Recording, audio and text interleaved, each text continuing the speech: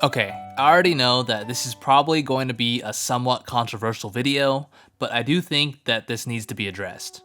Today, we're going to be talking about Splatoon 3's update cycle, which I personally think is pretty problematic. But first, if you guys haven't seen already, we are extremely close to 20,000 subscribers. When we do hit it, I have a very special collab video planned with someone that you might be familiar with. So be sure to like the video, hit that subscribe button, and share the channel with your friends who are interested in Splatoon. Any help is greatly appreciated. With that being said, let's get into the video.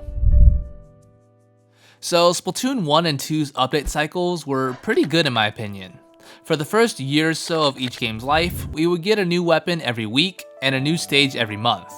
While it wasn't an insane amount of content each week, we were getting drip-fed stuff often enough to keep us entertained.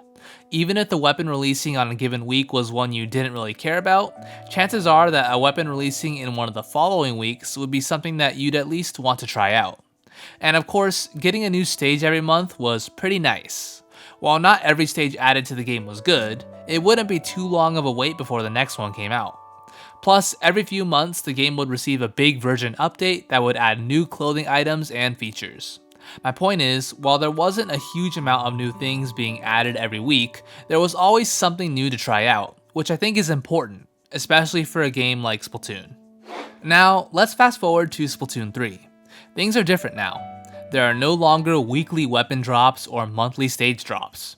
Instead, we have a season format. Every 3 months, the game gets updated, and a large amount of content is dropped all at once. From the 2 seasons that we've experienced at the time of recording this video, each one has given us roughly 11 to 13 new weapon kits. In the chill season, that included 3 brand new weapons. Meanwhile, the more recent fresh season gave us 2 new special weapons. Each season also included 2 new maps, one being brand new to the series, while the other returned from a past game in the series.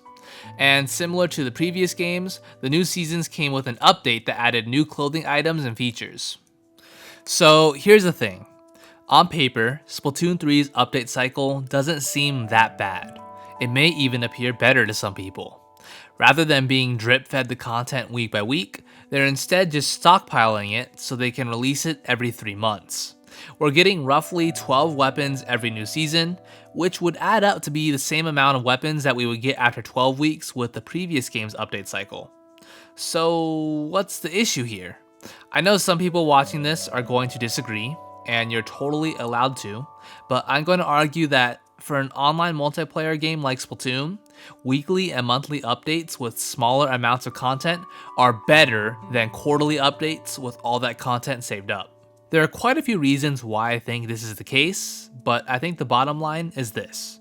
The amount of content that we've gotten in the 2 most recent Splatoon 3 seasons isn't enough to keep majority of people entertained for a 3-month period.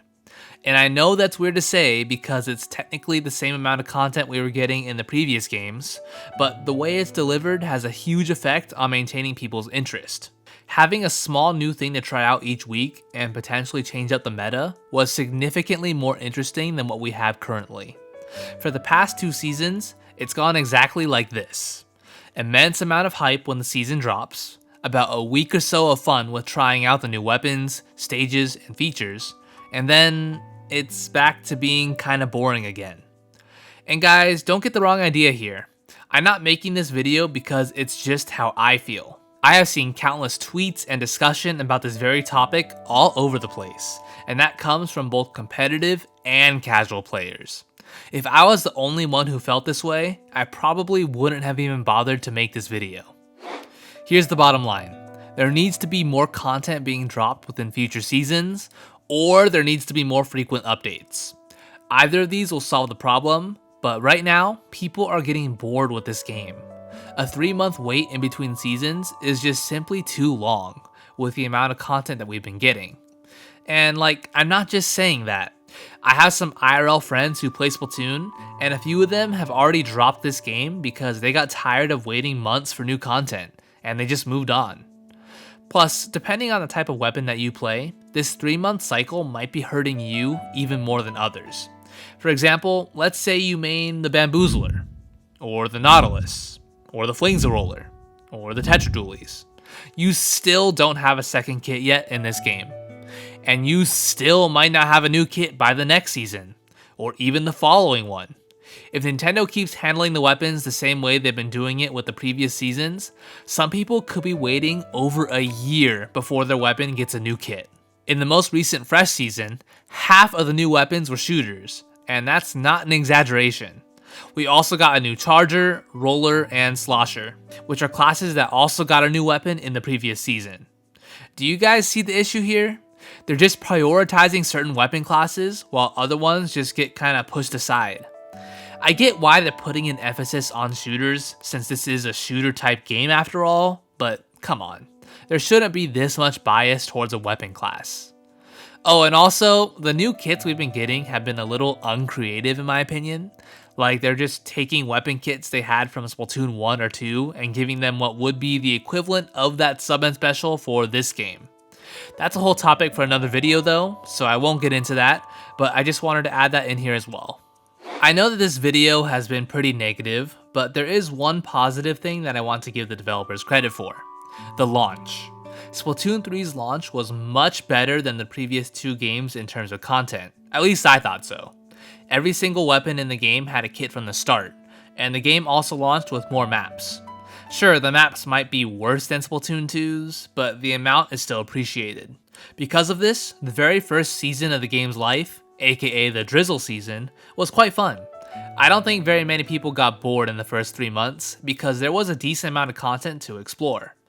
But after the Chill season dropped, I think that's where the fatigue started to set in for a lot of people, especially because the Chill season really didn't introduce a whole lot of new content. Well, I think that's pretty much everything I wanted to say. I could talk a lot more about the little things, but I think you guys get the point. But just know that I like this game.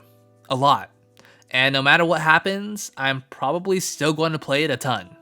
However, I do think that this game does have some big problems, and when I see countless people saying the game is boring and lacks content, I think that's worrying.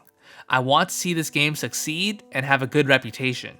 But with how Nintendo is currently handling the updates, they're not doing themselves any favors. Now with that being said, I'm sure there's some people watching this who disagree with me, and as I said earlier, that's totally fine. I'm not trying to shame anyone for having a different opinion. If you like the 3-month update cycle, let me know why down below. Or if you agree with my thoughts on the video, let me know that as well.